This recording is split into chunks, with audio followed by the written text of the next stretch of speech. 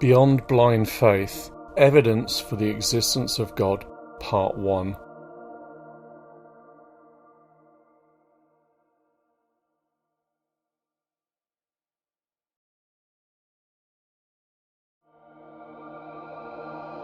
God to be or not to be? Evolution or creationism?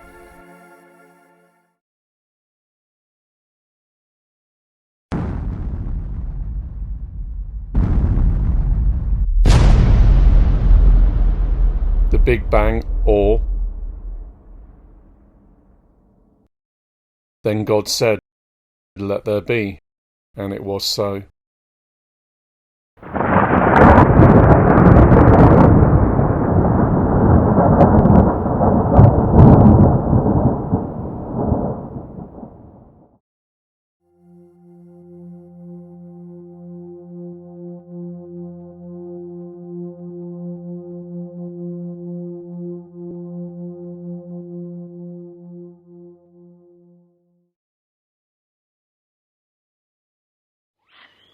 Are we ape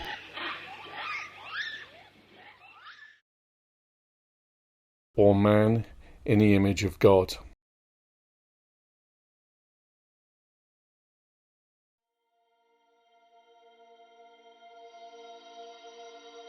We will approach this vast and controversial topic not primarily from the perspective of providing ambitious answers, but rather to raise questions that will challenge those who do not believe in the existence of God to think again, and those who do believe that He really exists, to reanalyze their faith from the perspective of His will found since the beginning of time, that of being in His image and likeness, Genesis 1:26.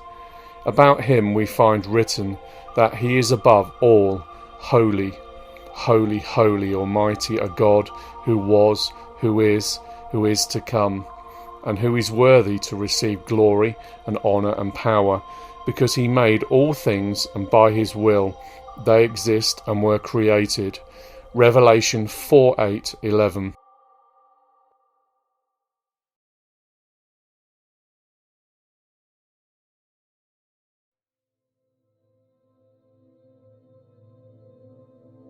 A reanalysis of this subject is never too much or unnecessary, especially if it is done from another perspective.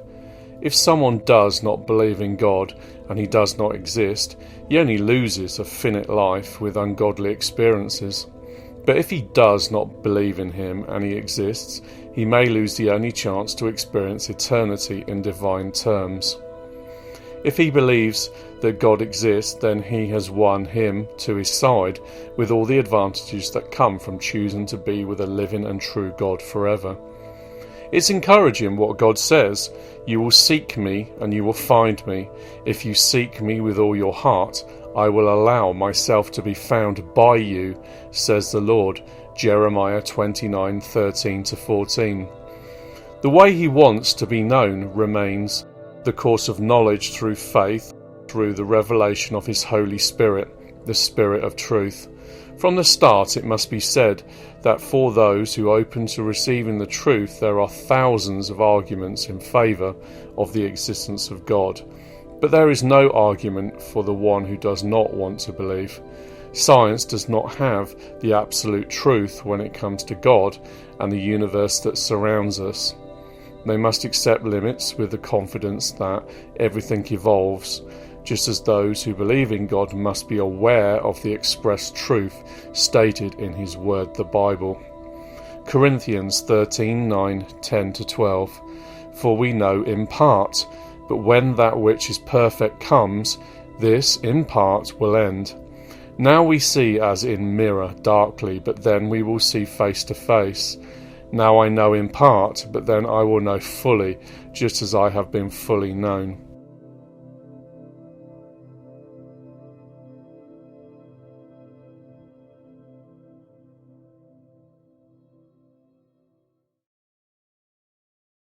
So does God exist or not?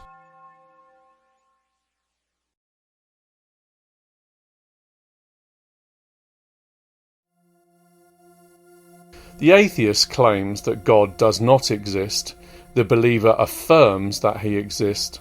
The agnostic says there is not enough evidence to be sure. The skeptic doubts that God's existence can be proven beyond doubt. Who is right? The only way to answer this question, of course, is to examine the evidence at hand.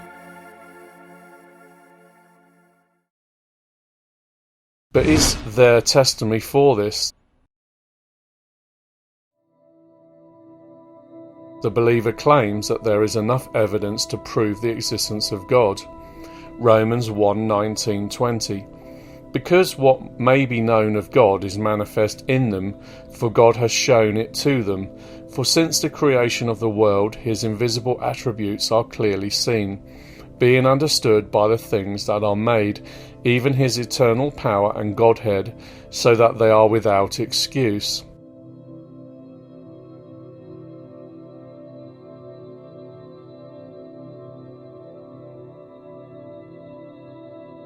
However, when we use the word prove, we do not mean to suggest that the existence of God can be scientifically proven in the same way that we can prove that we have one heart and two lungs. Throughout time, science postulates axioms with a truth value, true laws that reality itself imposes as such. But interestingly, these laws can form real solid arguments that are difficult to challenge, fight or avoid by those who do not want to believe that God exists. Creationist apologists have grouped them into several categories and used them as arguments in favour of God's existence.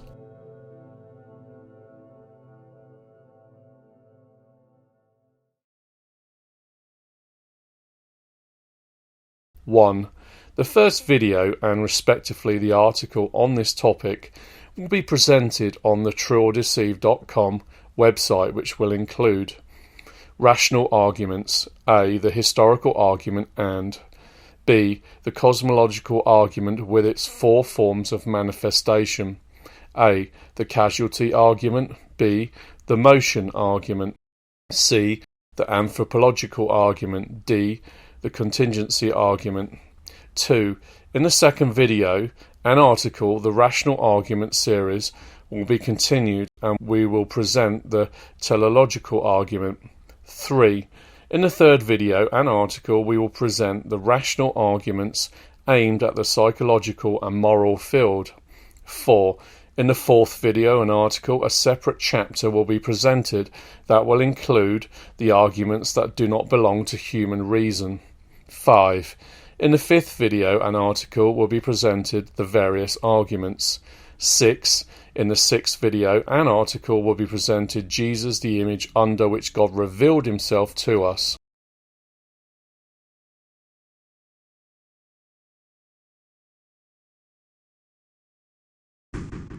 Part 1. The historical argument and the cosmological debates.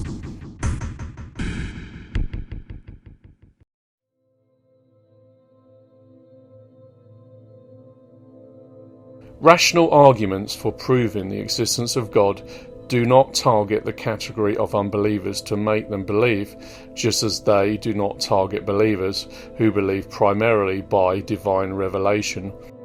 However, rational arguments in the hands of the believer are meant to prove to the believer that his faith is not fiction. It's not blind faith, but an enlightened, anchored and rationally justified mind. Rational arguments bring evidence that is based solely on reason and its power to analyse, synthesise or imagine, but he really exists in a material reality. Science is based and makes use of reason, relying on observation, repeatability and empirical information, considering that everything can be seen, proven and known. But the reality is far too complex and forces science to constantly revise and reformulate its theories, hypotheses and statements. In this situation, evolution can only be based on attempts to give explanations on human theories, more or less elaborate but often highly promoted and not infrequently politicized. We only remember two important things. First of all, a scientific theory issued today can be disproved by another scientific theory issued tomorrow. And last but not least, not all scientific theories are supported by all the scientists involved. Often there are pros and cons on a given theory. I have emphasized these things at the outset to outline the terms of caution of discussion when it comes to the act of creation. A correct, honest attitude, both on the part of evolutionists and creationists, requires the recognition of the fact that nevertheless man knows in part an immensity, complexity and mystery of the surrounding reality. Therefore, when it comes to knowing in depth or reaching the ultimate substratum of reality, keeping in terms of recognizing human limits and abandoning the position of pride proves closer to the truth, more honest.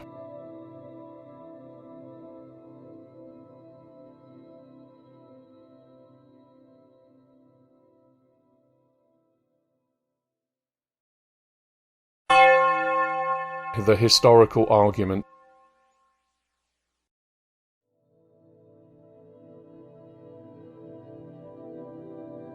The historical argument is based on the universality of the idea of God's existence.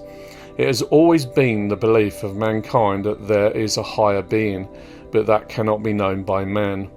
We find this idea of God's existence in all societies throughout human history.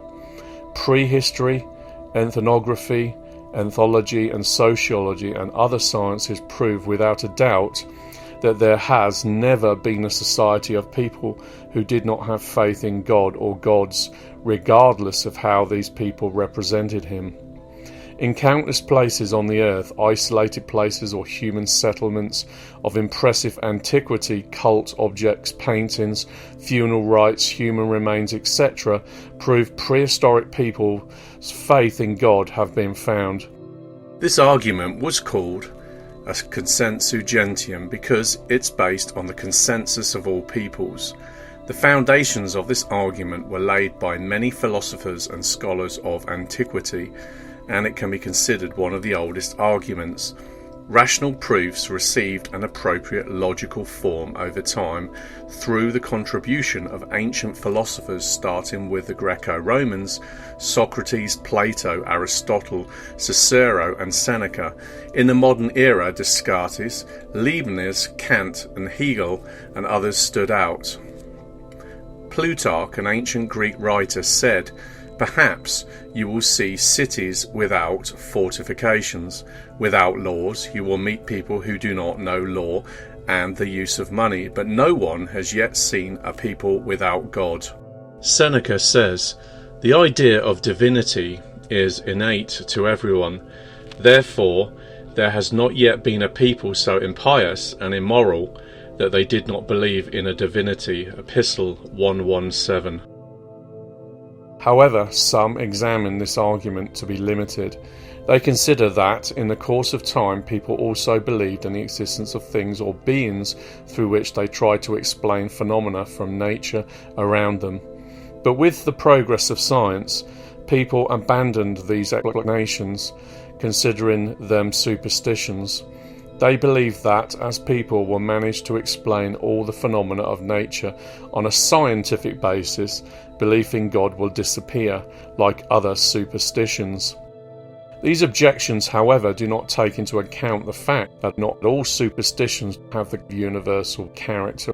They are related to place, context, culture, and time. The idea of God is, however, universal, and belief in God has appeared over time as a necessity of the human mind.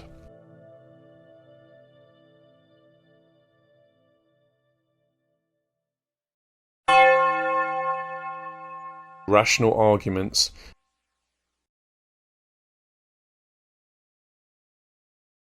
The cosmological claim. This argument appears under the following aspects: A. The causality case. B. The argument of movement. C. The claim of contingency. And D. The anthropological discussion.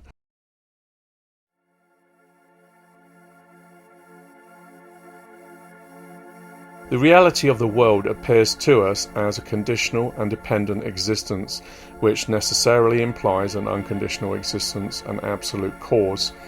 The cosmological debate, along with the historical claims, are one of the oldest arguments. It has been known since antiquity, being one of the most debated subjects, especially in Greek philosophy.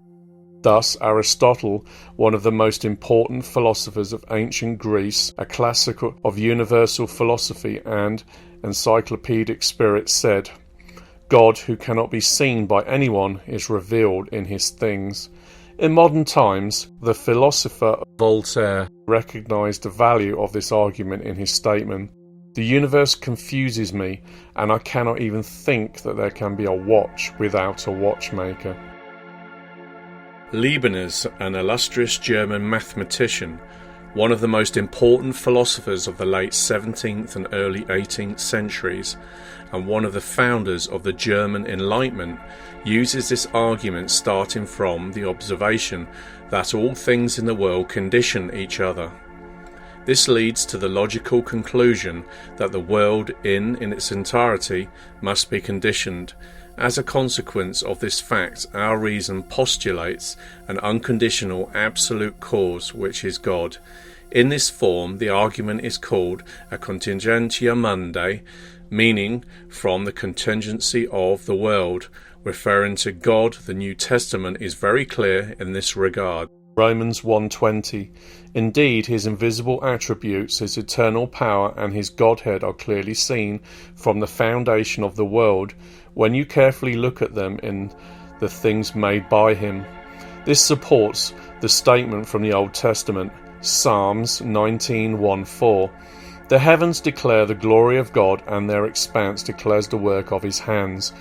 One day he tells another about this, one night he informs another about it, and this without words the sound of which can be heard, but their echo goes through all the earth, and their voice goes to the ends of the world.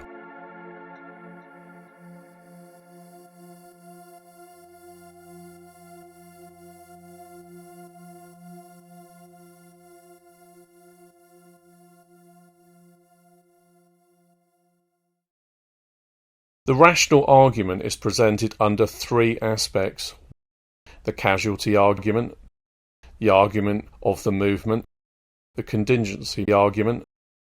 The anthropological argument can also be added to these. The causality argument,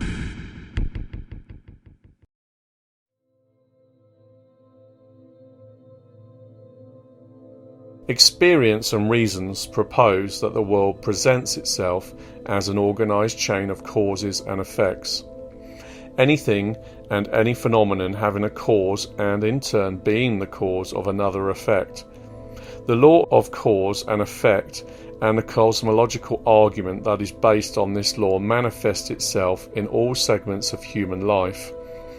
The universe exists and therefore must have a proper ascendant cause. Science itself is put before the existence of the law of cause and effect, which is the most universal and most certain of all laws.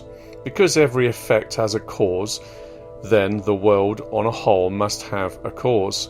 Specifically, the law of cause and effect states that every material effect must have a proper and ascendant cause, that is, a cause that exists before the effect.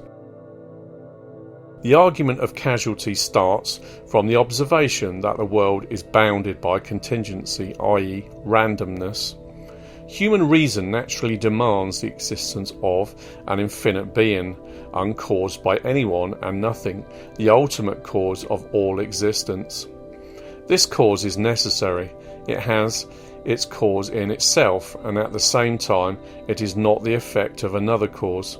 However, it is not possible for a thing to be its own cause, because the cause always precedes or is prior to the effect. From this perspective, the cause never appears after the effect. If we were to admit that a thing is its own cause, it would mean that thing exists before it exists, which is even logically impossible. In the same way, it is not possible to go ad infinitum from the cause to cause, but we must stop in the end at a first cause which no longer presupposes another, whose existence is imposed by necessity. This first cause is called by creationists God.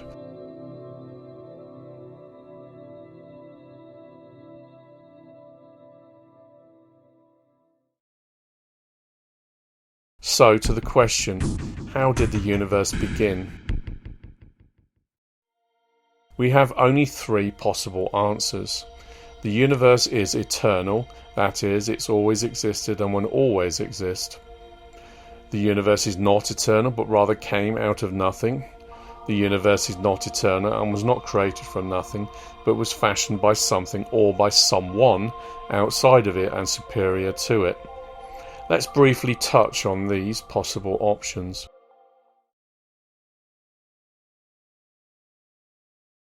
First option, is the universe eternal?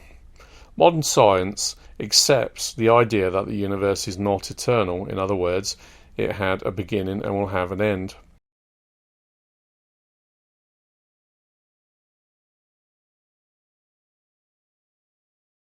Second option, did the universe create itself from nothing? The problem with this statement is that it violates the first law of thermodynamics, a law also supported by science, which postulates a truth that neither matter nor energy can be created or destroyed in nature. Astronomer Robert Jastrow put it bluntly, creating matter from nothing would violate a prized concept of science, that of the principle of conservation of matter and energy, which states that matter and energy can neither be created nor destroyed. Matter can be converted into energy and vice versa, but the total amount of matter and energy must remain the same forever.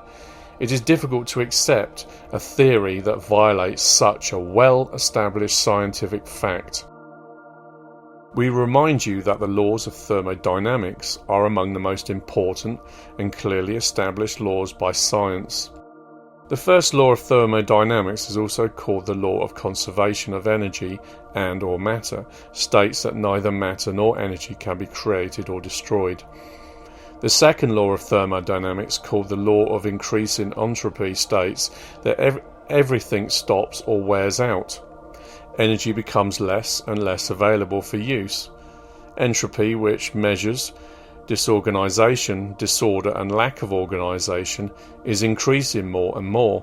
In other words, eventually the universe will know, wear and tear. The second law states that there was a beginning when for the first time the universe was in a state where all energy was available for use, and it also says that it will end in the future, when there will be no more energy at all. That moment is called by science death, caused by lack of heat, and a thing that will lead to the death of the universe.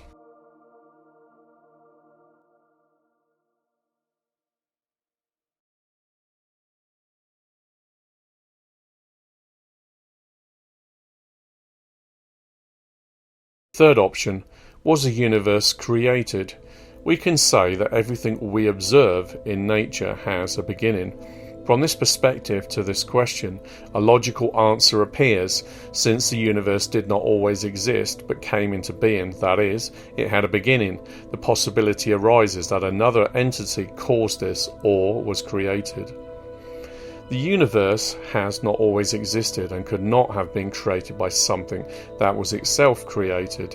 It doesn't even make sense to claim that the universe was created by God, but God was created by God at a higher power, which in turn was created by God at even higher power, and so on.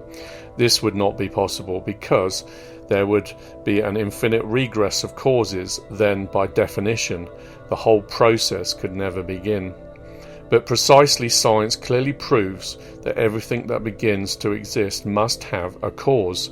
The existence of objections to this argument of the law of causality, which, starting with D. Hume, states that the principle of causality is something subjective, not objective, because we only observe a sequence of phenomena, that is, the following of one after another, but we know nothing about their cause. But Hume's statement cannot stand, especially today when scientific discoveries have reached such a level that it proves without a doubt that the law of causality is the fundamental law of all phenomena that occur in the universe. So it is an objective law and not a subjective fact of consciousness. For his part, Kant, one of the greatest philosophers in the history of Western culture and founder of the critical Enlightenment, said that the law of causality applies only in the phenomenal world, so we cannot affirm the existence of an absolute being above the phenomenal world because the validity of this law is reduced to the phenomenal world in which we live. But indirectly, Kant does not remain consistent with his conception. So these positions and others like them are opposed precisely by the law of causality, which is a fundamental law of all phenomena that occur in the universe. So it is an objective law and not a subjective fact of the consciousness. In their attempts to argue against this law of cause and effect, skeptics say that this principle is inconsistent with itself. This is because, according to him, going back from one cause to another, to a primordial cause, this principle no longer works because the first cause also needs an explanation, or a cause like all the other things. But logical thinking cannot conceive of revolving endlessly in a circle of secondary causes. This effect that requires a cause is unable to produce its cause. However, you put the problem this series of secondary causes cannot dispense with a necessary first cause. So following the line of logic, it can be stated that at some point in the distant past there must have been an absolute primordial cause which by its very nature was uncreated, uncaused and immaterial. Using our reason, we can affirm that since it is obvious that the universe is not eternal and that it did not create itself, the only alternative that remains is that the universe was created by something or by someone who A. existed even before he existed, that is, an eternal primordial cause, and which did not need another cause superior to it, or B. that something or someone is superior to him, since the created thing cannot be superior to the creator, or C. that something or someone is constituted differently, since the material universe, temporarily finite and subordinate to this someone, cannot present evidence to confirm that it was created by itself. Having arrived here, another aspect must be specified. If there was ever a time when there was nothing at all, then there should be nothing now, because it is known that nothing can only produce nothing. From this point of view, since something exists today, logically there must have always been something.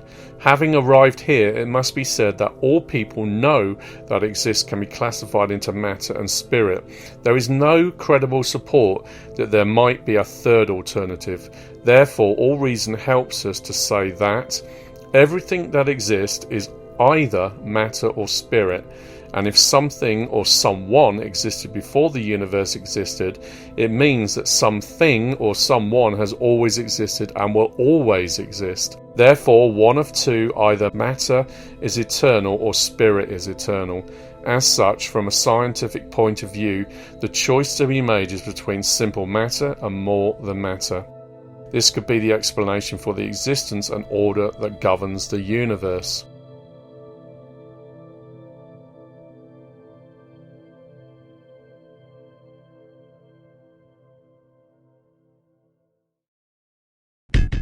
The order and harmony of the universe.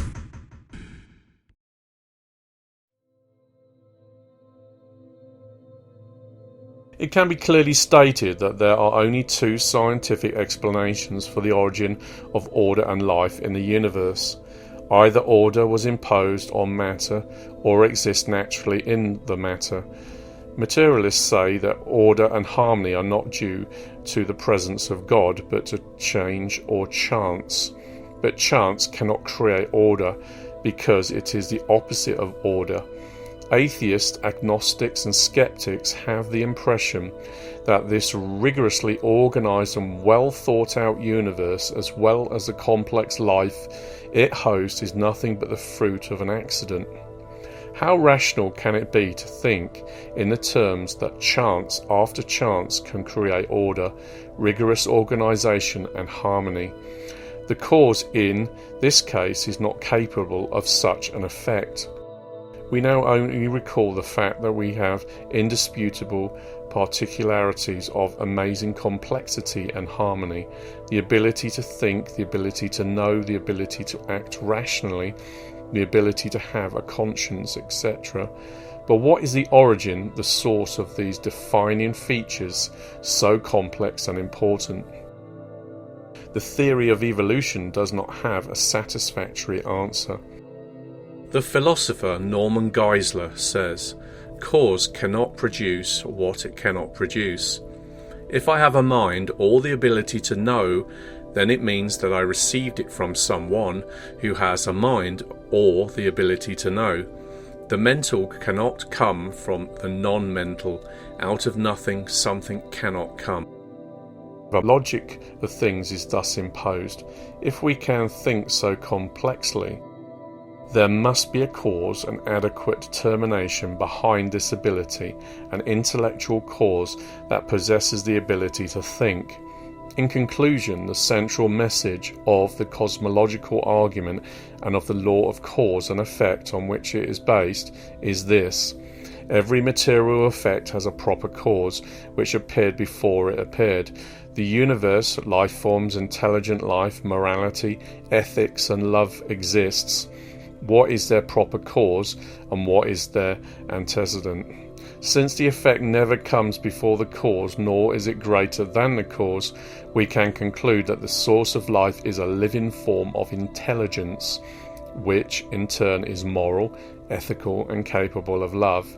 When the Bible says in the beginning God, doesn't it in fact give us the direction to the primordial cause, God?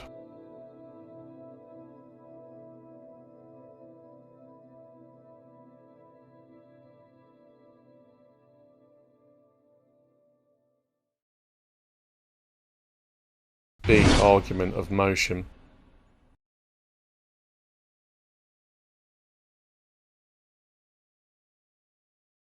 This is yet another argument that believers cannot get around or explain satisfactorily. It is based on the reasoning that matter itself is inert, it's at rest, and if it's in motion it cannot stop itself. If the universe moves, it means that it is moved by something, and that something is at the origin of all its movements. Since the Middle Ages, Aristotle and Thomas Aquinas, representatives of scholasticism, have given great importance to this argument. They argued that movement in a broad sense includes any becoming, any transformation, and any transition from one state to another. And our reason claims a first moving, primum moving, a first engine that introduced this movement into the world, not being moved by someone else or something else, and this can only be God. It is not only about the spatial quantitative movement, but also about the qualitative transformations that take place in organic, psychic or moral life.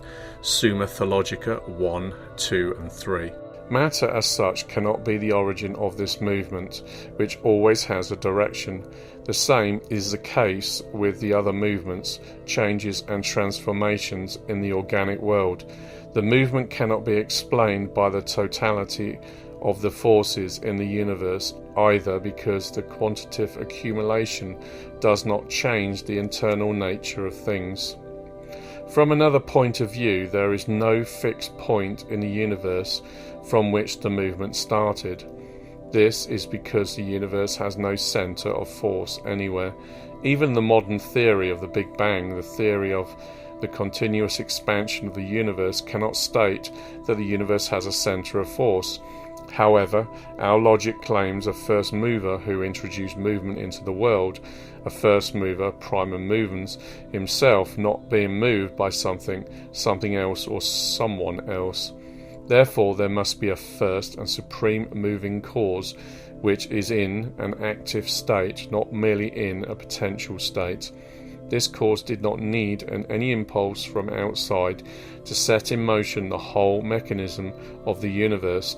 Consequently, a conclusion is logically imposed that there must exist outside the world a first moving cause, a premium movements, an energy unconditioned by anyone and nothing, a pure actuality. Creationists call this cause God.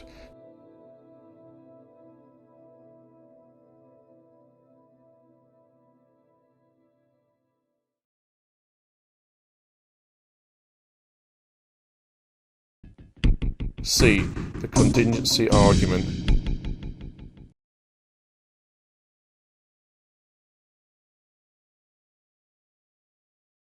Contingent means the opposite of necessary. All things in the world and the world in its totality, with all its things, is contingent.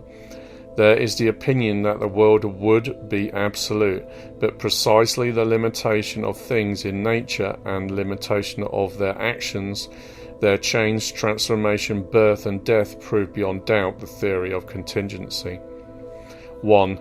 Any hypothesis that matter, even if it existed from eternity, so it had no beginning, does not change its character.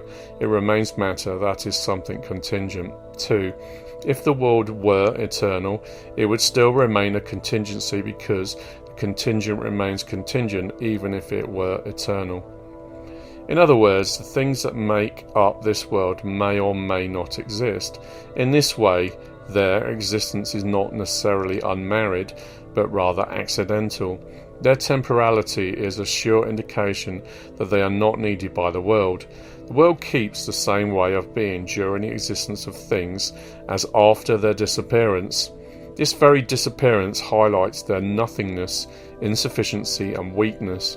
It can be said that what is valid for particular and singular things is also valid for the world in its entirety. Because if things in the world are contingent, the world itself is contingency. This is because no matter how many finite things are put together, their sum remains finite. Logical thinking cannot stop only at explaining what the contingency of the world is. But starting from this reality, the contingency argument raises the need for the existence of a necessarily reality, an uncaused existence. This is because a contingent necessarily presupposes the absolute. It postulates a being that has a reason for its existence in itself. The existence of this being is an internal necessity. When we find it written in the Bible that God said, "I am who I am," Exodus 3:14. It means exactly this. He does not depend on anyone. He exists from himself and through himself. But when we talk about the limits and contingents, we are discussing about the limitations in space and time, but also the limitation in the natures and quality of things. Likewise, by contrast, God's boundlessness is not only boundless in time and space, but in his immeasurable power, the infinite perfection of his being. If all things in the world and the world as a whole is contingent, there must be something, someone who is both necessary and a sufficient reason. A sufficient being is one who does not depend on anyone, who exists from himself and through himself, a being outside the world, an absolute being. This can only be God.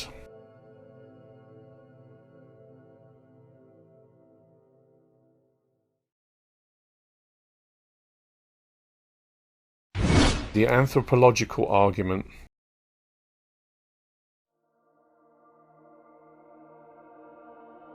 Science affirms with certainty that along with the law of conservation of matter and energy, there is another law in the universe, namely that of energy depreciation of the law of entropy. This law is related to the name of the physicists Clausius and W. Thomson. The law of entropy states that a system evolves towards an increasingly increased degree of disorder. In other words, there is a depreciation of energy. The energy that is organized in the system is not all transformed during a process, but part of it is lost. The law of entropy, without contradicting the law of conservation of energy, shows that in any transformation of energy there remains a part that is lost for further transformations. We recall that the law of conservation of energy states the following: the amount of energy in the universe remains unchanged. That is, in the world nothing is lost, nothing is created, but everything is transformed. Lavoisier's principle. The anthropological argument starts from the principles of thermodynamics. This principle states, first of all, that in the universe the amount of energy remains constant because it is not lost but transformed. And secondly, it highlights that it is not possible to fully transform heat into mechanical work. That is, at any energy transformation, a coefficient of caloric energy is produced that does not transform into the new energy, nor can it transform into the old energy. Thus, only one kind of energy is released in the universe, that of heat, which will end up being the only form of energy in the cosmos. With the cessation of energy transformations, and organic life will cease. The celestial bodies will be able to stand still, or what scientists call the heat death of the universe will occur. The anthropological argument is therefore based on the cessation of any processes of movement and transformation in the universe, which means that it takes into account the fact that the energy in the universe will have an end. But a question arises: if the energy in the universe will have an end, then it must also have had a beginning. And then an inevitable question arises: where does the energy come from? Whence arose the energy of the world, whose great and imposing initial process will one day come to the total rest? There can only be one answer. It could not have it by itself, because nature can neither gain nor lose energy. So logic forces us to think in these terms. The source of energy in the world can only be a principle outside of it, a supernatural force, which is both the cause and the purpose of created things. This logic aligns with another reasoning. If the world with its movement existed for eternity, then according to the law of entropy, it should have reached a complete immobility a long time ago. And if it did not, it means that the world and movement have a beginning. We can conclude that if the universe will have an end, it means there had to be a beginning. That is, there was a creation. It also means that matter, space and time were created. Furthermore, if nature can neither lose nor gain energy, this means that its source must be sought outside the universe. In other words, the source of energy can only be a principle outside the universe. Creationists say that this principle has a name, which is God.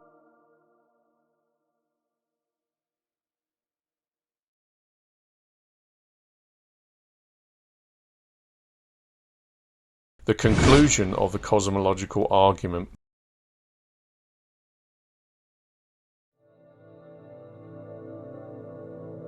We can note the following. A. The causality argument brought us a clearer understanding of the first cause of the world. B. The argument of movement showcased the existence of a first engine that brought movement into the world. C. The anthropological argument put us in front of the existence of an active cause. D. The contingency argument presented us with the possibility and necessity of the existence of an absolute being. From these perspectives, the cosmological argument postulates an absolute first cause of the world, who could be a single, absolute, transcendent, active, intelligent, rational, creative, perfect in all respects, conscious, and of course necessary, etc. cause. Such a cause can only be God. Of course, this cosmological argument cannot determine and specify the content of the notion of God, but it can at least prove the existence of a being that possesses these essential characteristics. The other arguments that we'll present in the following articles and videos will help us to define even better the notion of God, bringing evidence in favour of the existence of this unique, absolute, transcendent, active being, thus confirming the fact that Psalm 19:1, the heavens declare the glory of God, and their expanse declares the work of his hands.